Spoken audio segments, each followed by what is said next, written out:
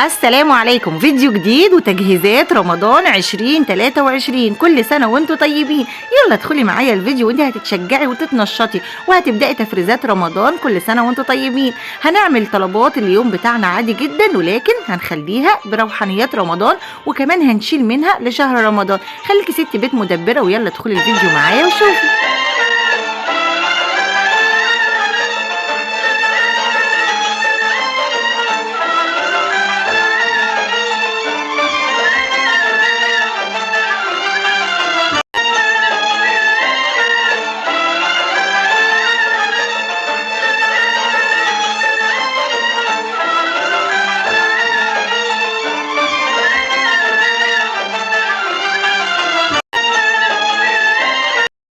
يلا بينا نبدأ الفيديو بتاعنا بالصلاة على النبي علشان تحل علينا البركة. اللهم صل وسلم وبارك على سيدنا محمد وعلى آله وصحبه أجمعين. يلا يا عسلاية، انت وهي ويا أمورة ويا أختي وحبيبتي. اللي أول مرة تشوفني يا ريت معلش لو ليا قبول عندك تنزلي تشتركي وتضغطي على كلمة اشتراك اللي باللون الأحمر وتفعلي زر الجرس على الكل عشان يوصلك كل جديد يا ست الكل. وإن شاء الله اللي موجودة معايا والفيديو عجبها إن شاء الله تعمل لي لايك. ربنا يبارك لكم، جزاكم الله خيرا. اللايك ما تنسوش يا بنات، اللايك بيرفع الفيديو كده. ربنا يكرمنا جميعا ويكبر يوصل لاكبر عدد، وان شاء الله كلنا ناخد اجر مع بعض. هتعملي ايه يا هنا ورايحه فين وجايه منين؟ ما انا ما بروحش في اي حته غير معاكم يا حبايب هنا. جبت الكرومبه زي ما انتم شفتوا في فيديو المشتريات اللي فات، ويلا بينا هنعمل احلى محشي، وفي نفس الوقت هنشيل منه لتفريزات رمضان. الايام دي صعبه، الحمد لله على كل حال. ربنا يعيننا جميعا على تربيه اولادنا وعلى المصاريف، وربنا يرزقنا جميعا البركه باذن الله. وادعي لزوجك دايما ربنا يرزقه البركه في الرزق ان شاء الله. وحاولي على قد ما تقدري ما تحمليش على زوجك علشان ربنا يكرمك. هو برضو ساعة على الرزق وعامل اللي عليه. انت تحاولي على قد ما تقدري تكوني ست بيت شاطره، مش لازم زي كل سنه نعمل تفريزات جامده وكبيره قوي. اعملي يومك العادي كله وحشي جزء بسيط من اليوم بتاعك. حشي جزء من الفرخه، حشي جزء من البسله، حشي جزء من الكرومبا. حشي اجزاء اجزاء، وفي الاخر هتجمع لك حاجه كويسه. ما هو احنا لازم برضو نتكيف مع اي وضع بنتحط فيه. ما دام معانا البركه خلاص ما فيش بعد كده. طيب يا هنا، البركه بنجيبها منين؟ زي ما بقول لكم كل مره، بنجيبها من صلاتنا الصباحيه ومن دعائنا التحصيني ومن الاذكار. ودايما سبحان الله بنحسن الظن في الله وبيكون عندنا يقين في الله. يقين بان النهارده هيكون يوم جميل، النهارده وبكره وبعدي وكل ايام وايامكم جميله ببركه رضا ربنا علينا.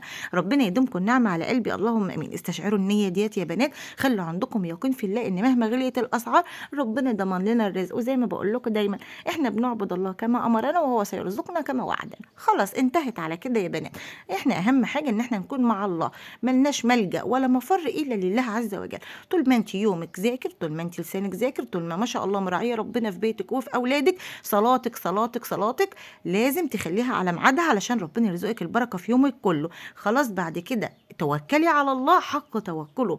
ويلا بينا هنعمل ايه. زي ما انتم شفتوا انا سلقت الكرنبه، الفيديو شرح نفسه ان شاء الله. وغسلت الخضره كويس، وبصراحه الطبق الكبير ما كانش فاضي، فغسلت الحوض كويس وقفلته ومليته ميه مره واثنين وثلاثه لحد ما الخضره ما شاء الله بقت زي الفل. مش بتغسلي الخضره بعد ما تقطعيها ليه هنا؟ لان يا حبايب هنا لما بنيجي نقطعها بنكسر الفيتامينات اللي جواها، ولما اجي اغسلها بعد كده يبقى انا بطلع كل الفيتامينات اللي جواها في الغسيل. فانا بحاول احافظ عليها زي ما هي، اغسلها وانضفها الاول واصفيها زي ما انتم شايفين، وبعد كده اقطعها. وزي ما متعودين مع هنا، المقص بينجز معاكي كتير جدا، اسهل من السكينه. اعملي بالمقص كده وشوفي ما شاء الله تبارك الله. وطبعا طول ما انت واقفه بتعملي بالمقص شايفه لون اخضر قدامك، هتعملي ايه باللون الاخضر يا هنا؟ زي ما حبايب هنا متعودين، هنزرع نخله في الجنه. النخلات يا امارات سبحان الله وبحمده سبحان الله العظيم. طول ما انت واقفه كده اذكري الله اذكري الله اذكري الله، هتلاقي كل حاجه في ايديكي مليانه بركه، وهتقولي يا ربي سبحان الله ايه الخير ده كله يا رب. شوفي البركه اهو، دلوقتي هتلاقيهم متقطعين صغنطاطين اهو. شوفي البركه بقوا شويه كتار. شفتي البركه جت ازاي؟ اكيد بركه. وزي ما متعودين مع هنا، لازم كيسك يكون معاكي محطوط على الرخامه، وتضبي عليه كل الخضار، وفي الاخر لميها تبقى رخامتك نظيفه وزي الفل. ويلا بينا نقول اللهم اتنا في الدنيا حسنه وفي الاخره حسنه وقنا عذاب النار. رب اشرح لي صدري ويسر لي امري واحلل عقده من لساني يفقهوا قولي. استغفر الله الذي لا اله الا هو الحي القيوم واتوب اليه. الله الله ربي لا اشرك به شيئا، لا اله الا انت سبحانك اني كنت من الظالمين. ودايما ادعي اللهم لا تحرمني خير ما عندك بسوء ما عندي، اللهم لا تحرمني خير ما عندك بسوء ما عندي. اللهم امين يا رب العالمين. اللهم ارضى عنا يا رب، اللهم ارضى عنا. دايما كده استشعري الذكر وانت بتقولي لا اله الا الله. دايما استشعري ان لا اله الا الله، بس تستشعريها ما تقولهاش بلسانك، قوليها بقلبك كمان. يلا حطينا ماده دهنيه والمادة الدهنية دلوقتي راحت في حتة تانية خالص يا بنات. الزيت الإزازة بقت ب65 جنيه، ده الزيت العادي جدا كمان. الحمد لله الحمد لله الحمد لله حتى يبلغ الحمد منتهى. حطينا الماده الدهنيه وحطينا البصل، وبصراحه انا مش بحب اخلي البصل يحمر قوي، انا بحب اخليه لسه برده لونه يعني يا دوب يدبل كده ويصفر علشان يحتفظ بالطعم المسكر بتاعه ده جوه الخلطه بتاعتك. وهتشوفي التركايه معايا دلوقتي اللي احنا بنعملها دايما، عشان لو اول مره حد يكون معايا يعرف التركايه والحركيه دي بتفرق جدا جدا في طعم الخلطه بتاعتك. حاجه سهله وبسيطه لكن هتفرق معاكي، وزي ما متعودين مع هنا وصفاتنا سهله وبسيطه وفي نفس الوقت لذيذه. شوفي هي التركايه دي، حطي معلقتين من الخضره مع البصل وهو بيتشوح، ما شاء الله هتخلي لك الصلصه بتاعتك فحفحه كده خضره وزي القمر. يلا وننزل بالطماطم زي ما انتم شايفين، والطماطم نحاول نعملها بالكبه او لو بالخلاط ما نفرموهاش قوي يعني عشان تبقى طعمها كمان احلى لما بتكون ايه زي القطع كده. طبعا فوتك في ايدك، فوتك فين، فوتك في ايدك، ايوه كده يا شاطرين، ما انتوا قربات اكتر من هنا. تلمعي كبتك على طول في نفس الوقت، وفي نفس الوقت تكوني غاسله كمان الشفشه والسكينه بتاعتهم، يبقى انت كده ما شاء الله ما عندكيش مواعين في الحوض كتير. اوعي تقولي انا هعمل محشي ويبقى عندي غلبه. شوفوا ما شاء الله اهو لو لاحظتوا هو والله الفيديو شارح نفسه، انا في نقطه جت على رخامه في نفس الثانيه كنت مسحتها. هتلاقي نفسك مطبخك كله نضيف حواليكي وزي الفل طول ما ايدك كده وانت واقفه عينيكي في كذا حاجه. حطيت شويه من الصلصه لان بصراحه يا بنات الطماطم بتاعت الايام دي حمرا من بره لكن من جوه لونها فاتح كده وفيها بذور. حطينا طبعا الملح وشويه سكر عشان نعادل الحموضه، وهنحط حبه من البهارات كمان اللي هي ال7 بهارات اللي احنا قلناهم في الفيديو اللي فات. فما شاء الله تبارك الله الوصفه بتاعتك هتبقى جميله جميله. وحته من الفلفل كده يعني لو حراق خليه نص بس عشان الولاد لو ايه مش ما يقدروش ياكلوا حاجه حراقه. لو انت بتحبي الحاجه مشطشطه حطيه كله وهيخلي المحشي بتاعك يروح في حته تانية، هيبقى بيدفي وبيسخن كده ومهوه كده. يلا بقى ما احنا شتا والشتا بتحب المحشي. بألف هنا وشفا على قلبكم يا بنات. يلا نقول اللهم بارك في عمر امي هي وجميع امهات المسلمين، وارحم ابويا واغفر له وجميع اموات المسلمين. اللهم اشف مرضانا ومرضى المسلمين، وارحم موتانا وموتى المسلمين، اللهم امين يا رب العالمين. اللهم ارزق كل مشتاق الذريه الصالحه. ام محمد حبيبتي من السعوديه وردينا ربنا يرزقكم الذريه عاجلا غير اجل يا رب العباد. هنعمل ايه تاني يا هنا؟ هنقول اللهم فك كرب كل مكروب وسد دين كل مديون يا رب العباد. ما شاء الله يا بنات الطريقه دي حلوه جدا جدا في تقطيب الكرنب. وبرده المقص يا حبايبي انا المقص معايا في كل حته، وانا بقطع الفراخ وانا بقطع الكرنب وانا بقطع الخضره. يعني المقص بصراحه بينجز معايا كتير اكتر من السكينه. لو طلت اقطع البصل هقطعه بالمقص كمان. فدلوقتي بتعملي الورقه زي ما انت شايفه بالطريقه دي، بتاخدي الجدر اللي موجود في الجنب ده كده وبتروحي بقى ماسكاها لفها على بعضها على بعضها وتقطعيها على حسب حجم الورقه بتاعتك. هتشوفي دلوقتي معايا هيطلع عامل ازاي، وهيطلع ما شاء الله اللفه دي مفروده وتقطعي منها كميه ورق زي ما انت عايزه. وبصراحه الكرنبه دي كان طعمها زي السكر، والورق بتاعها ما شاء الله تبارك الله كبير زي ما انتم شايفين. الطريقه اللي انتم شفتوها معايا في الاول راجعوها لو ما كنتش خدتوا بالكم.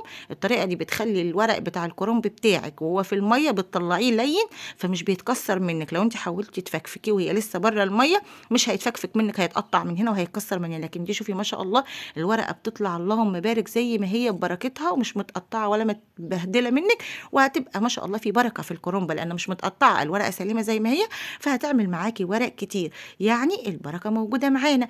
ناخد بالاسباب كده يا بنات ونسعى ونعمل اللي علينا. اهو شوفي تقفلي فيها زي ما انت شايفه كده، تبداي على حسب حجم الورقه بتاعتك صغيره او كبيره تبداي تقطعيها. وما شاء الله تبارك الله لو لقيتي بقى شراشيب كده زياده قصقصيها وظبطي ورقك كده وخليكي قمر وخليكي عسل وخليكي ست بيت شاطره وست بيت قروبه. ربنا يخليكم ليا يا حبايب هنا. انا عارفه ان الفيديوهات الايام ديت مش كتير زي الاول، لكن معلش اعذروني، بحاول ابقى معاكم على قد ما اقدر، وان شاء الله باذن الله هبقى معاكم على طول. يا رب ادعوا لي بس كده ربنا يديني العون ويديني الصحه ويعافيني ويعافي جميع مرضى المسلمين اللهم امين، وانا ابقى معاكم. وبالنسبه للفيديوهات القصيره اللي انا بنزلها يا بنات انا بحاول ان انا اعمل فيديوهات قصيره بحيث ان ابقى معاكم على طول، وفي نفس الوقت تبقى معلومه سهله وسريعه. يعني برضو ان شاء الله ده هيكون مع ده باذن الله، وربنا يخليكم ليا. وحاسه ان هي برضو بتعجبكم. يلا انزلوا قولوا لي رايكم في الفيديوهات القصيره. نكمل كده على الافكار اللي ممكن تاخديها في كام ثانيه كده وندي لبعض شويه طاقه ايجابيه وشويه حماس كده. يلا قولوا لي لو انتوا حابين كده، قولوا لي كده، وان شاء الله نعمل بقى حاجات زي كده جميله بتبقى سهله وخفيفه وفي نفس الوقت نقول معلومه منه ناخد اجر. ممكن نزرع نخله، ممكن نصلي على النبي عليه الصلاه والسلام. فالاجر معانا زي ما انتوا عارفين طول ما احنا سبحان الله نيتنا في كل حاجه الاجر والحسنات. ويعني سبحان الله الواحد لو جدد نيته كمان انه بيدي معلومه لحد سبحان الله دل على الخير كفاعله. كان الله في عون العبد العبد ما دام العبد في عون اخيه. استحضري النيه في كل حاجه بتعمليها في يومك، ولادك اطعام طعام، تنظيف بيتك النظافه من الايمان، معامله زوجك كويسه. سبحان الله ان خيركم خيركم لاهله. لو زوجك بيعاملك كويس يعني سبحان الله سبحان الله. كل حاجه بتعمليها في يومك جددي نيتك، وزي ما متعودين بنحول العاده لعباده. ما شاء الله تبارك الله عليكم يا حبايب، هنا يا قلب هنا من جوه. وطبعا انا كنت نزلت بوست يوم الجمعه عن افضل